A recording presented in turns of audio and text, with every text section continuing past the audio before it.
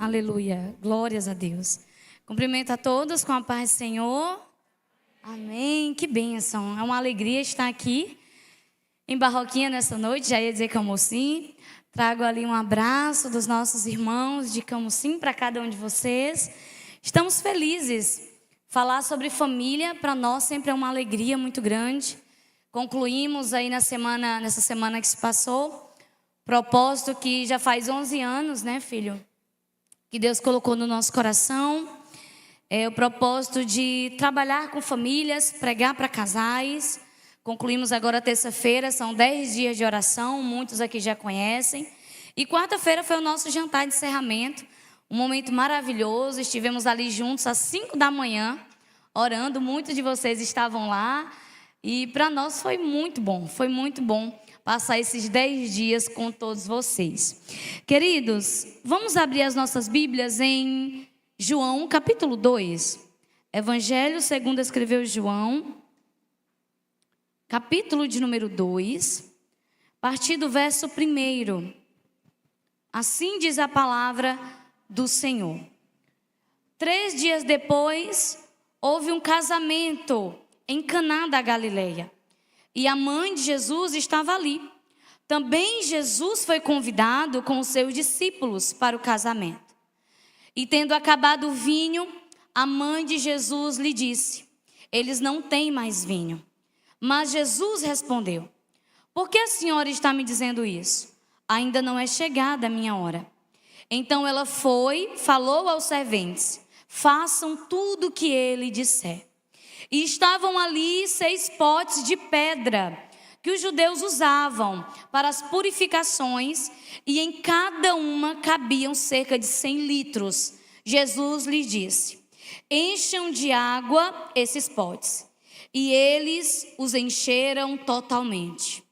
Então lhes disse: agora tirem um pouco e levem ao responsável pela festa. E eles o fizeram. Quando o responsável pela festa provou a água transformada em vinho, ele não sabia de onde tinha vindo, por mais que os serventes que haviam tirado a água a soubessem. Chamou o noivo e lhe disse: todos costumam servir primeiro o vinho bom, e quando já beberam muito, servem o vinho inferior. Você, porém, guardou o melhor vinho até agora. E assim, em Caná da Galileia, Jesus deu início a seus sinais. Ele manifestou a sua glória e os seus discípulos creram nele. Curva a sua cabeça mais uma vez. Aleluia, Jesus. Pai, nós queremos te dar graças. Obrigada pela tua palavra. Ela é luz que ilumina os nossos caminhos. Senhor, nós estamos aqui para receber da tua parte um direcionamento. Senhor, muitas famílias nos ouvem nessa hora.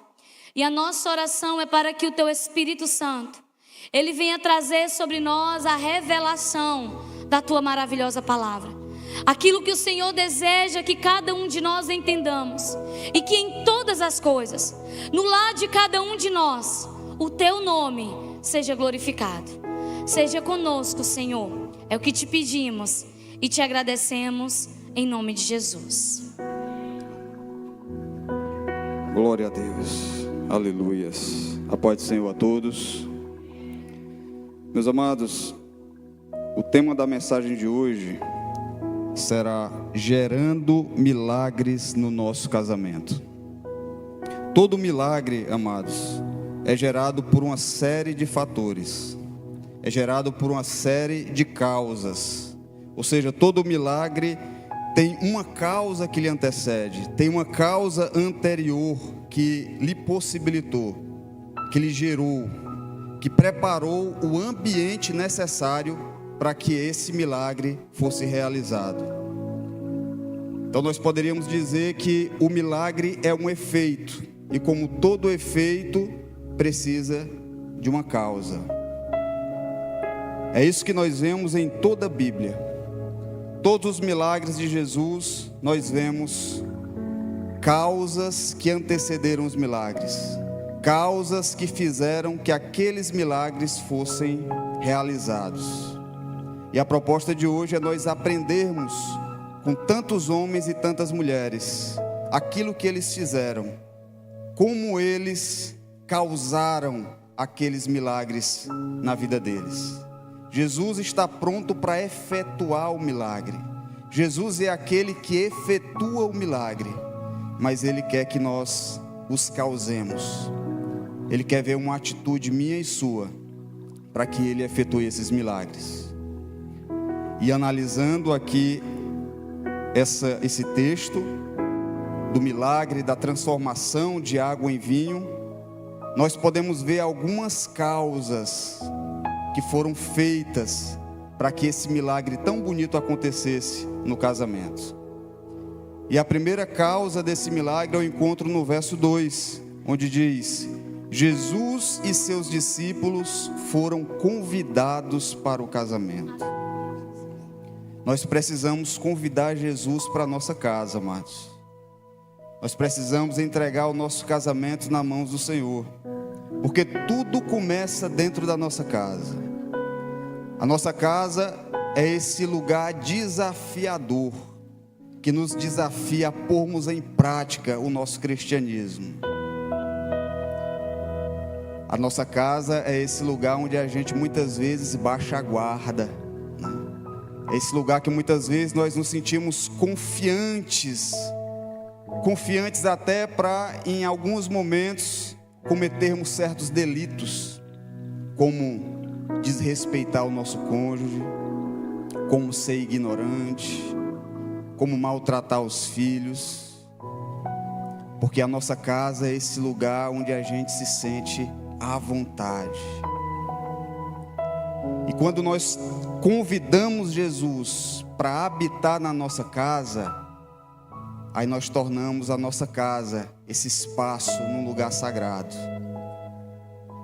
Aí a nossa casa passa a ser um lugar onde habita o temor do Senhor, porque os olhos do Senhor vão estar ali.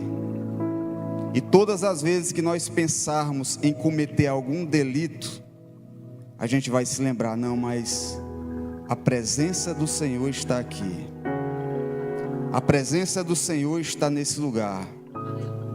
Esse lugar, o meu lar, é um lugar de oração, é um lugar de adoração, Senhor.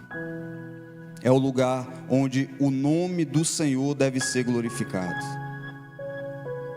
Vocês conseguem compreender a importância de trazer Jesus para a nossa casa? Trazer Jesus para o nosso casamento? Nossa casa precisa ser um lugar sagrado.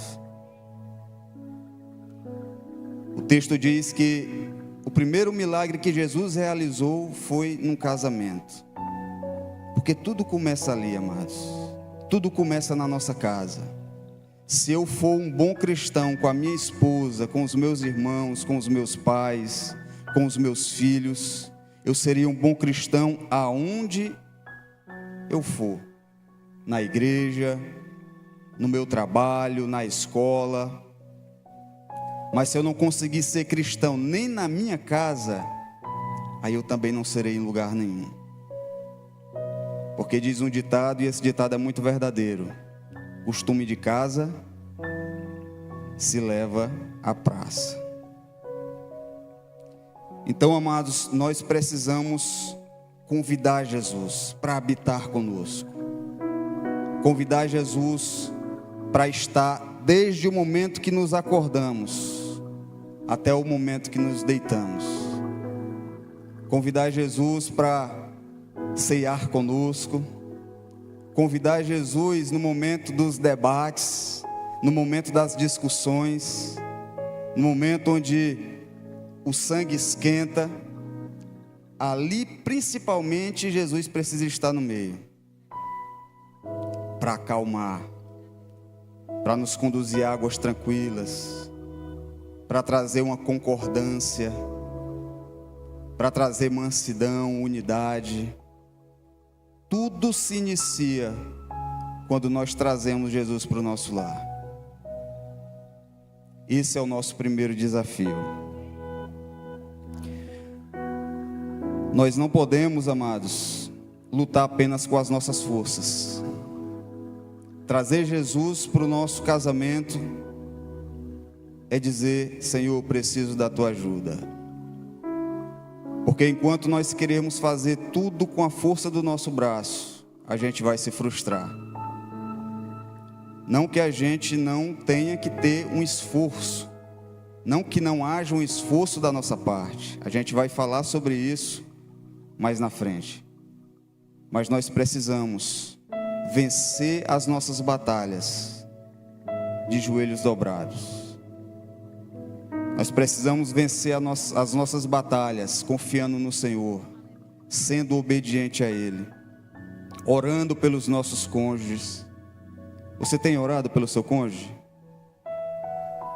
Muitas vezes a gente ora por todo mundo.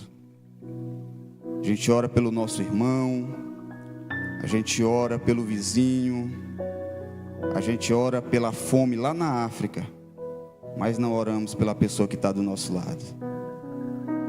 Não oramos pela pessoa que convive conosco.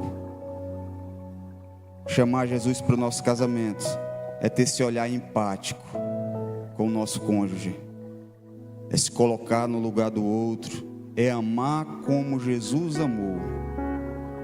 E a gente falou muito sobre isso nesses 10 dias, que amor não é um sentimento, é uma decisão. Nem sempre nós vamos sentir alegria, nem sempre nós vamos sentir aquela primeira paixão do início, nem sempre a gente vai querer falar, fazer um carinho, elogiar, mas a gente precisa decidir fazer tudo isso, buscando fortalecimento da nossa família, buscando fortalecimento do nosso casamento. Então, o primeiro ponto, a primeira causa que gera milagres é trazer Cristo para o nosso casamento. Glória a Deus. Queridos, eu conheci o Felipe em 2012. Na época eu era uma jovem recém-convertida, com muitos problemas pela frente, os mais diversos que você possa imaginar, problemas de depressão, ansiedade, e eu não era muito boa com relacionamentos. Eu não sabia como me relacionar com as pessoas. Eu não sabia tratar as pessoas bem. E, consequentemente, as pessoas que eu me envolvia era da mesma forma. Então, eu vinha de vários relacionamentos fracassados. Final de 2011, entrego minha vida a Jesus, confesso o nome de Cristo. E em 2012, conheço Felipe. E ali uma nova história passa a ser trilhada. O Senhor começa a me dar direcionamento, o Senhor começa a me mostrar coisas que precisariam ser feitas. E a primeira coisa que Jesus me mostrou, que se eu quisesse ter sucesso nesse relacionamento, o primeiro convidado precisava ser Jesus. Ainda na minha ignorância, eu relutei contra isso, não entendia muito o que é chamar Jesus para minha casa, chamar Jesus para o meu relacionamento. E eu entendi que tudo começa com a oração. Tudo se começa com a oração. E foi exatamente isso que Deus plantou no meu coração. Ore pelo Felipe. Felipe também na época era tatuador lá em Camocim. Também tinha muitos problemas. Tinha problemas com drogas, com álcool.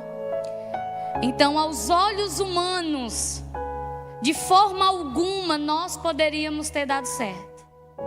Aos olhos humanos, nós seríamos apenas mais um casal fracassado.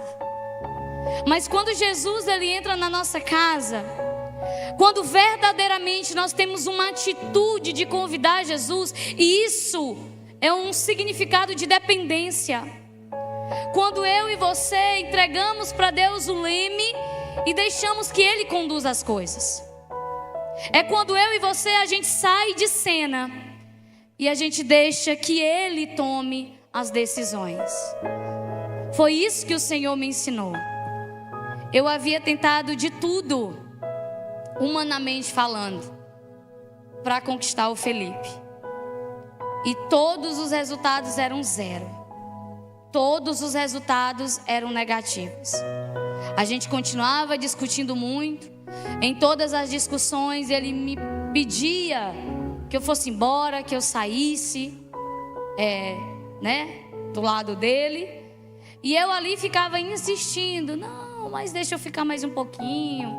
Eu amo tanto você, né? Por favor.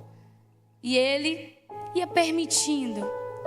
Até que em um dia Felipe chegou e pediu que eu fosse embora. E naquele dia eu tomei a decisão: Senhor, a partir de hoje, que às vezes nós somos assim, né, queridos? A gente teima, a gente desobedece, e aí a gente quebra a cara por causa da nossa desobediência. E aí quando a gente se depara com o erro mais uma vez, aí a gente entende: não, peraí, eu estou fazendo tudo errado. Já era para me ter mudado de estratégia, já era para me ter mudado o percurso. E assim eu fiz. Caí em mim. E a partir daquele dia eu disse: Senhor, a partir de hoje eu não quero tomar mais as minhas próprias decisões. Eu quero que o Senhor mude o coração do Felipe. E eu fiz essa oração em setembro de 2013. Será que valeu a pena? 11 anos se passaram. Hoje, para a glória e para o louvor do nome do Senhor, estamos juntos pregando para você nessa noite. Vale a pena convidar Jesus para sua casa. Vale a pena convidar Jesus para o seu casamento. Glória a Deus. Amados, e um detalhe importante do texto é que não apenas Jesus foi convidado para o casamento, mas também os seus discípulos. Isso nos ensina que a gente precisa nos rodear de pessoas que verdadeiramente queiram o nosso bem, de verdadeiros discípulos do Senhor, de pessoas que tragam edificação para as nossas vidas. A gente não pode se agregar ao mundo, pedir conselhos do mundo, porque o que o mundo tem para nos oferecer? O que o mundo tem de bom para nos dar? Eu não entendo como muitas pessoas hoje, cristãs, têm amizades com o mundo, com pessoas do mundo.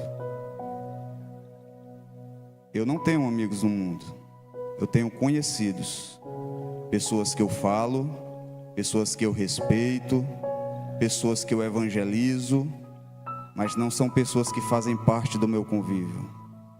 Não são pessoas que eu me sente para conversar, porque o que elas trariam para mim?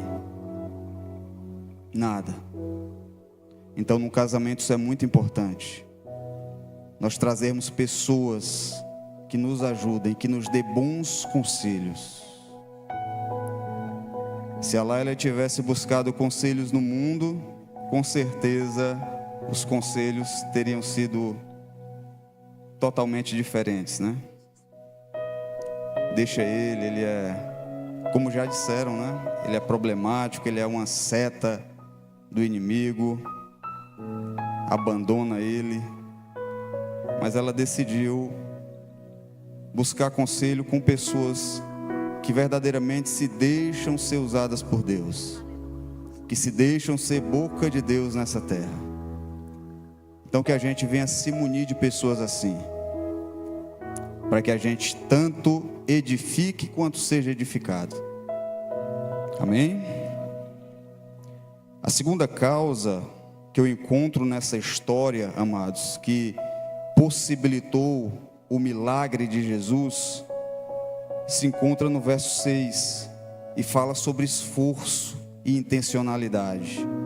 O verso 6 diz: havia ali 6 talhas de água, e disse Jesus: enchei estas talhas de água. Interessante, amados, que na numerologia judaica eles gostam muito de trabalhar com números, estudar o significado dos números.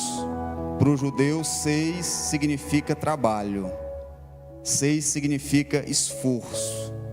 Em 6 dias Deus trabalhou e no 7º Deus descansou. Então aquelas 6 talhas de água que Jesus manda encher de água significa o nosso esforço. Significa fazer a nossa parte para que as coisas deem certo. Jesus faz a parte dele, e a parte dele sempre é a mais difícil, né? Que é de convencer, que é de transformar, que é de gerar toda aquela situação.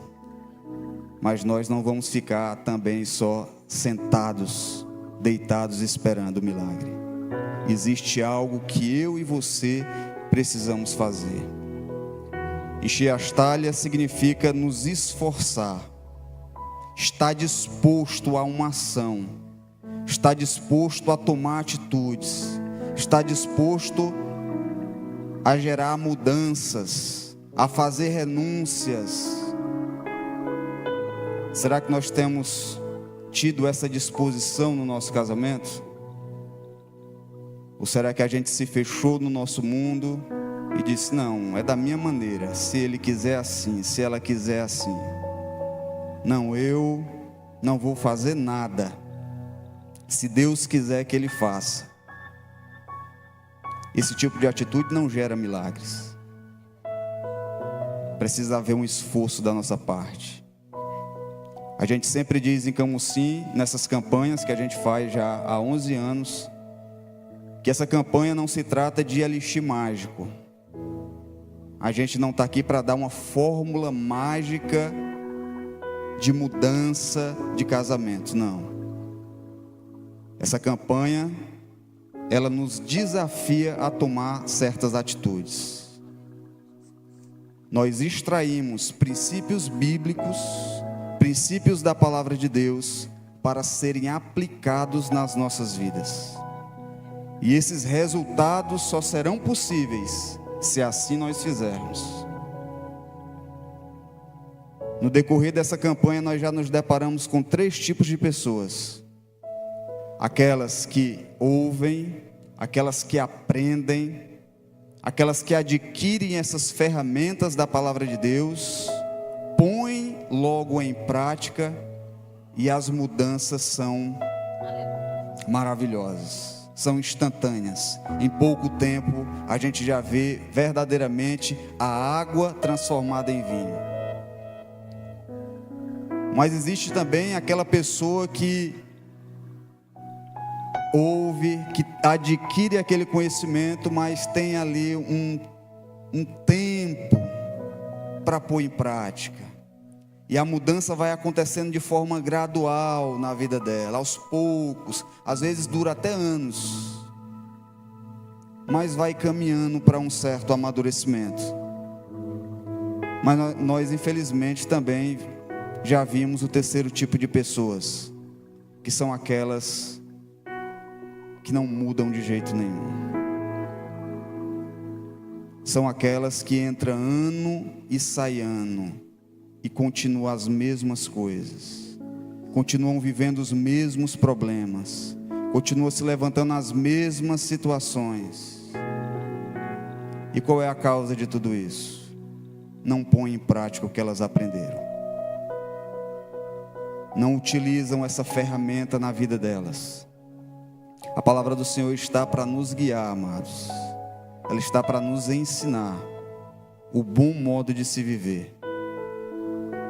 Por isso Deus disse a Josué: Josué, não te desvia da minha palavra, medita nela de dia e de noite, e tu serás bem-sucedido.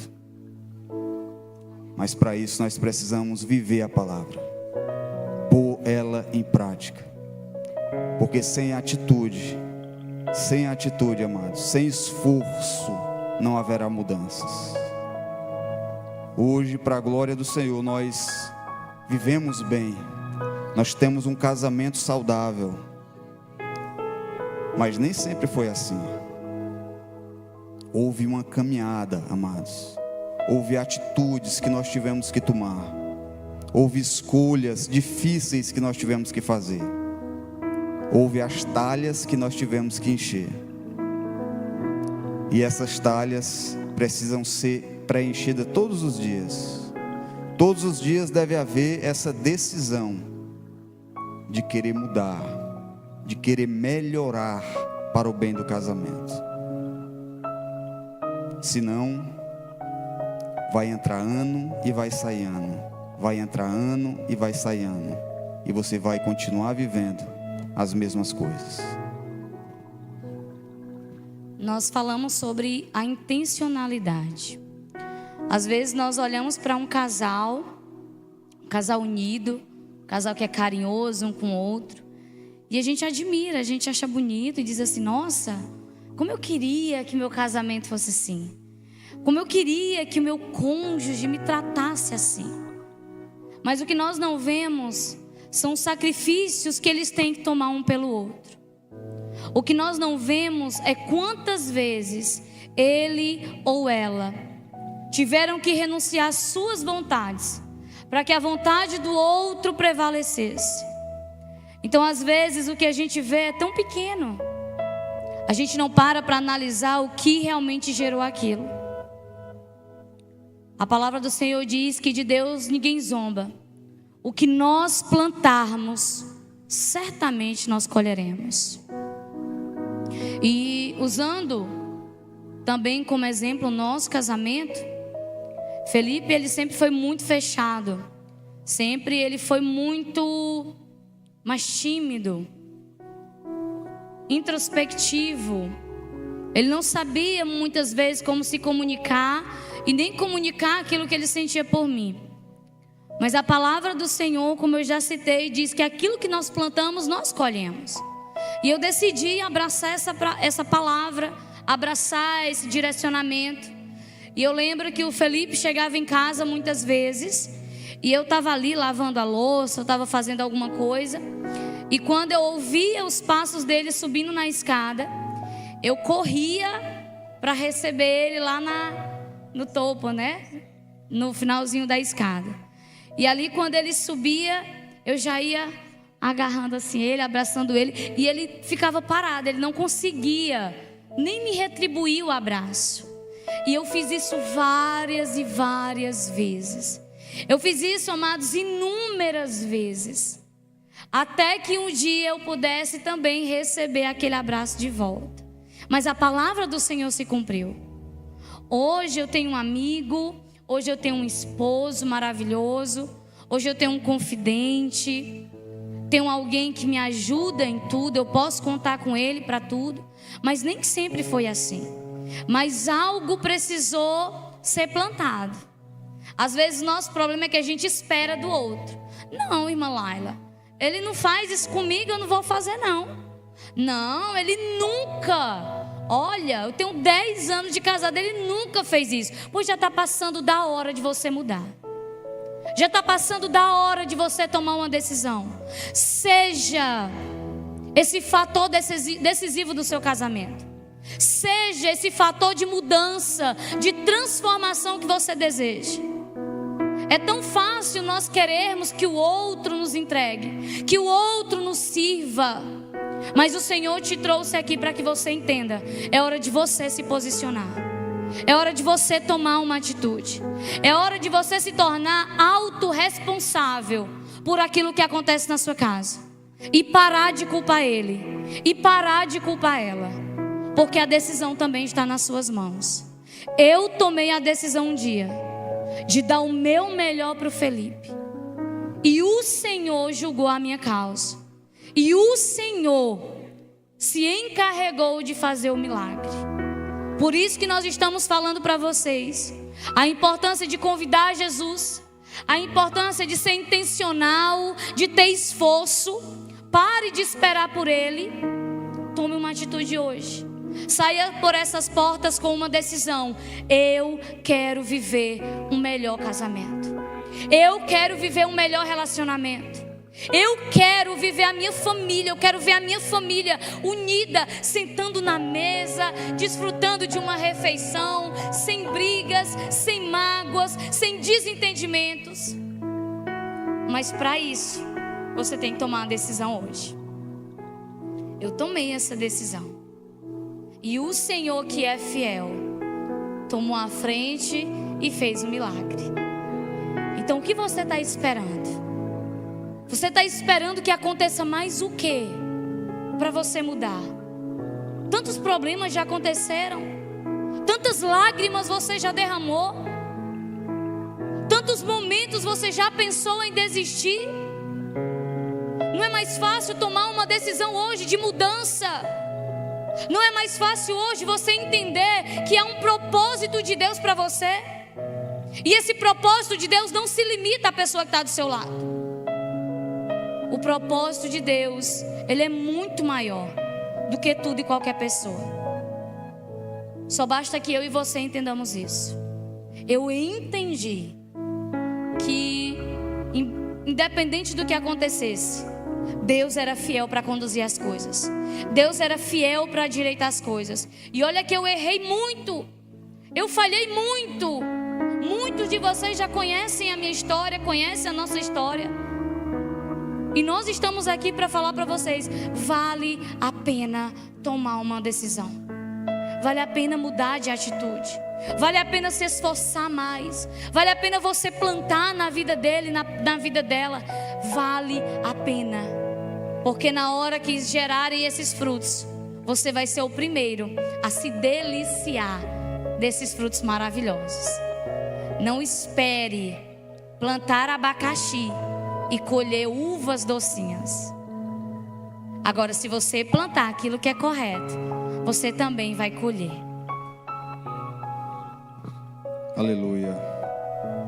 Você está guardando tudo que está sendo falado aqui, amados? Qual é a primeira causa de um milagre? Isso. E a segunda? Esforço, atitude. E a terceira causa, amados, é preservar coisas que edificam o nosso casamento. Preservar coisas boas. No verso 10, assim diz a palavra do Senhor: o dirigente da festa chamou o noivo e disse: é comum servir o melhor vinho primeiro e depois o inferior. Porém, você guardou o melhor vinho até agora. Sabe, amados, o importante não é como a gente começa as coisas, é como a gente finaliza. Muitos casamentos começaram bem, começaram com força total, começaram com aquele romantismo, né? Com aquele carinho, com aquela atenção toda, com aquele grude, né? Mas aí com o tempo foi perdendo a força, foi perdendo o ânimo, foi havendo um distanciamento, até que dois se tornaram estranhos numa mesma casa. Nós precisamos preservar as coisas boas do início. Nós precisamos preservar o bom vinho até o final. Nós precisamos preservar aquele elogio, aquele reconhecimento do seu cônjuge. Nós precisamos conservar o carinho. Se quando a gente namorava a gente não podia fazer carinho, a gente fazia muito, e agora, depois de casado, não quer mais fazer. Por quê, né? Precisamos conservar essas coisas, porque elas fortalecem o nosso casamento. Elas dão ao nosso cônjuge confiança. Elas dão ao nosso cônjuge o sentimento de reconhecimento do amor do outro. Nós precisamos conservar o diálogo. O diálogo é muito importante no casamento, amados, porque é o momento de conhecimento, da gente conhecer as necessidades, conhecer aquilo que está fazendo bem, aquilo que está sendo positivo, para a gente repetir, desenvolver mais ainda, como a gente conhece também aquilo que está fazendo mal, para a gente tomar atitudes diferentes. Então o diálogo é muito importante no casamento. Só que com o tempo parece que a gente vai abandonando, né? O diálogo vai diminuindo, e aí muitas vezes os casais só se falam 3 frases por dia: bom dia, boa tarde, boa noite. Isso é muito prejudicial para o casamento, porque diálogo gera intimidade, diálogo gera conhecimento. Então essas coisas precisam ser preservadas no nosso casamento. O tempo, ele traz um esfriamento. É normal com o tempo, com o convívio, trazer aquele esfriamento. Mas a gente precisa lutar contra isso. A gente precisa permanecer nesse primeiro amor. E isso necessita de esforço, amados. Esforço e amor, como já foi falado. Isso precisa de uma decisão nossa. Eu decidi amar minha esposa. Eu decidi viver um casamento abençoado. Eu decidi ter paz no meu casamento. Eu decidi ter harmonia no meu casamento. Mas será que é fácil?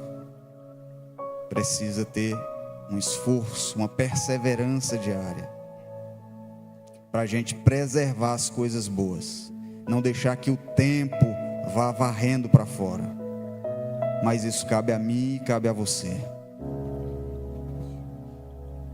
É importante, queridos, nós criarmos memoriais dentro da nossa casa. Memoriais são aquelas coisas que do dia a dia, que sempre vão me levar para mais perto do meu cônjuge, não importa o que aconteça. Eu lembro que Josué, quando ele vai atravessar o Rio Jordão, uma palavra é dita: cada homem, cada chefe da tribo, quando passar pelo rio, pegue uma pedra. No final do rio irão fazer ali um monumento, um memorial, para que todas as pessoas, quando olharem para aquelas pedras, venham entender que Deus fez um milagre, que Deus operou um milagre, trazendo o povo a pés enxutos ali no Rio Jordão. Aplicando isso no nosso casamento, são momentos que eu e você nós precisamos estipular. Lá em casa, nós temos acordos. Todas as vezes que o Felipe sai, todas as vezes que o Felipe chega, ele me cumprimenta, ele vai até mim, me beija, né? E aí ele sai ou ele chega todas as vezes. Se ele fizer isso 10 vezes durante o dia, 10 vezes nós fazemos isso. Isso é um memorial para nós, para que a gente não esqueça como nós éramos no início. Como o Felipe já disse, é natural que o esfriamento venha. É natural que algumas coisas se percam ao longo do caminho. Mas se você tiver a atitude de preservar sempre o melhor para o final, você vai entender o que nós estamos falando. Às vezes, como o Felipe disse, não é fácil. Às vezes acontece alguma coisa e a gente está até meio assim, né? Espinhento. Mas aquele acordo que nós temos é maior do que os nossos espinhos. Então nem que seja aquele beijo assim meio de canto, né, filho? Mas a gente vai lá e chega junto. Porque é importante. É importante nós mantermos esses memoriais. É sentar à mesa para comer. É desfrutar de uma refeição juntos. É olhar um para o outro e perguntar: tá tudo bem? Quando nós casamos, a gente sempre foi assim como vocês nos veem hoje, de andar junto, de estar perto.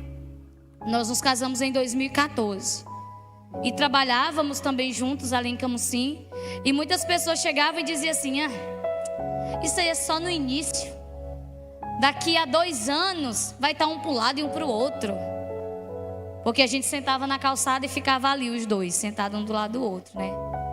E muitas pessoas olhavam e diziam: não, eu quero ver, deixa chegar mais tardar 5 anos, sabe? E eu ficava ouvindo aquilo e eu dizia: não vai ser assim no meu casamento. Deus vai me ajudar a preservar o melhor vinho. E eu falei isso lá em Camusim, nesses dias que se passaram. Hoje eu amo o meu esposo, eu respeito o meu esposo, eu honro o meu esposo muito mais do que no ano passado. Então o que está acontecendo? Uma preservação. Cada ano que se passa, o vinho vai ficando melhor. E essa é a vontade de Deus para mim e para você. Deus, Ele deseja que eu e você nós venhamos manter isso. Eu não acredito que ninguém casa, que alguém case querendo se separar. Isso é impossível. Alguém casa hoje com o pensamento: não, daqui a 3 meses eu quero me divorciar. Não existe isso. Todo mundo que casa com o desejo de viver a vida inteira do lado daquela pessoa. E por que não vive, irmã Laila? Porque faltou exatamente isso que nós estamos falando para vocês. Faltou chamar Jesus. Faltou ter esforço, ter intencionalidade. Faltou preservar aquilo que há de melhor. A sua família não é só defeitos. Os seus filhos não são só defeitos. O seu cônjuge não é só defeito. E eu vou aqui até deixar um desafio para aqueles que querem abraçar o desafio. Você vai passar 7 dias orando pelas qualidades do seu cônjuge, pelas qualidades do seu filho. Você vai chegar em casa, você vai pegar um papel e você vai anotar 10 qualidades do seu cônjuge, 10 qualidades do seu filho.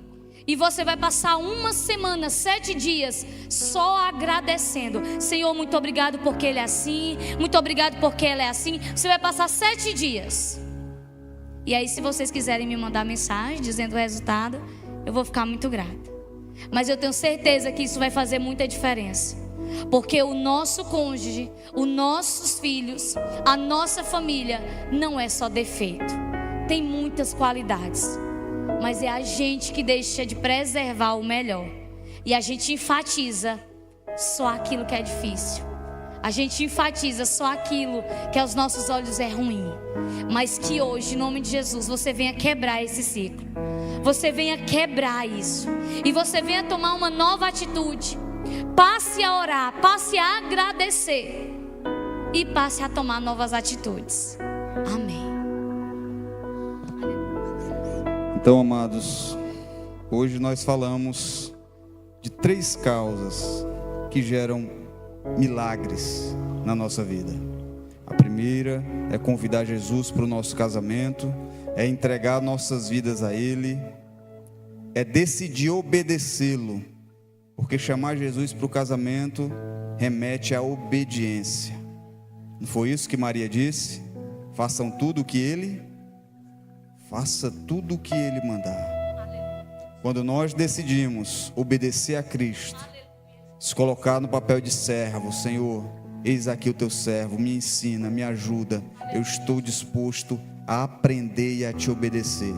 Com certeza as coisas mudarão. A segunda causa é encher as talhas, fazer a nossa parte, nos esforçar para mudarmos. Muitas vezes nós queremos apenas mudar o outro. Como a Laila disse, muitas vezes vemos apenas o defeito do outro. E a gente não enxerga os nossos próprios. Se a Laila fez um desafio de reconhecer as qualidades do seu cônjuge, eu quero fazer também um desafio de você reconhecer os seus defeitos. Anote ali num papel e ore 10 dias pelos seus defeitos, por aquilo que você quer mudar. Isso exige humildade, né? Isso exige algo muito difícil, que é olhar para dentro de nós mesmos, encarar as nossas trevas. Mas é o primeiro passo para a mudança. Nós precisamos, amados, buscar todos os dias melhorar. A gente não pode estagnar. A gente precisa crescer. E se a gente quiser um casamento abençoado, nós precisamos estar disposto a isso. E a terceira causa da bênção, do milagre no nosso casamento, é nós preservarmos aquilo que nos edifica, aquilo que nos faz bem, aquilo que fortalece o nosso casamento. Amém, amados? E agindo assim, com certeza, viveremos o melhor vinho até o fim. Você pode ficar de pé? Glória a Deus. Nós vamos estar orando nesse momento. E eu te convido a fechar os teus olhos, a pegar na mão do teu cônjuge. Se você está com ele, com ela aqui, pega na mão dele, pega na mão dela, pega na mão daquele familiar, do filho, da filha.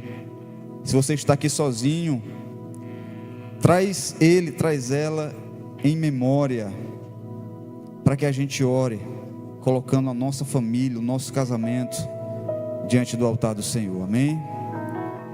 Fecha teus olhos e vamos orar.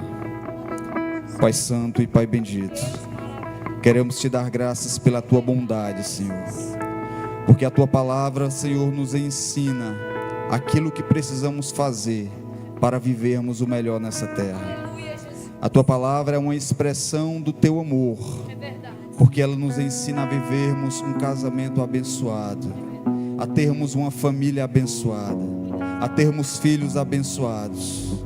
Pai, muitas vezes o erro está em nós, que não queremos, que fechamos o nosso coração para as mudanças, que fechamos nosso coração para a obediência, mas o Senhor está sempre perto, disposto a fazer o milagre, disposto a trazer a transformação da água em vinho. Por isso, Pai, nós te pedimos nesse momento o auxílio do teu Espírito Santo. Espírito Santo de Deus, toca nos nossos corações. A tua palavra diz que o Senhor é aquele que nos lembra, que nos ensina no mais profundo do nosso coração. O Senhor é aquele que nos convence essa noite, nos faz enxergar os nossos defeitos, nos faz enxergar aquilo que precisamos melhorar, nos faz enxergar também as qualidades do nosso cônjuge, para que a gente possa valorizá-los, para que a gente possa dar o devido valor, o devido respeito. Oh Senhor, aumenta mais o teu amor em nós, esse amor que é incondicional, esse amor que não é um sentimento, mas uma decisão, pois o Senhor decidiu nos amar mesmo sem merecermos. O Senhor decidiu que nos momentos difíceis nós também decidamos amar o nosso cônjuge, que nós decidamos querer o bem do nosso cônjuge, que nós decidamos nos aproximar e ajudar. Abençoa os casamentos da tua igreja, Senhor. Abençoa cada família aqui, cada homem, cada mulher, cada marido, esposa, pai, filho, mãe. Que o Senhor nos ajude a termos uma família abençoada, a termos um casamento abençoado, pois o casamento, a família, é um projeto que nasceu no teu coração. Glória a Deus.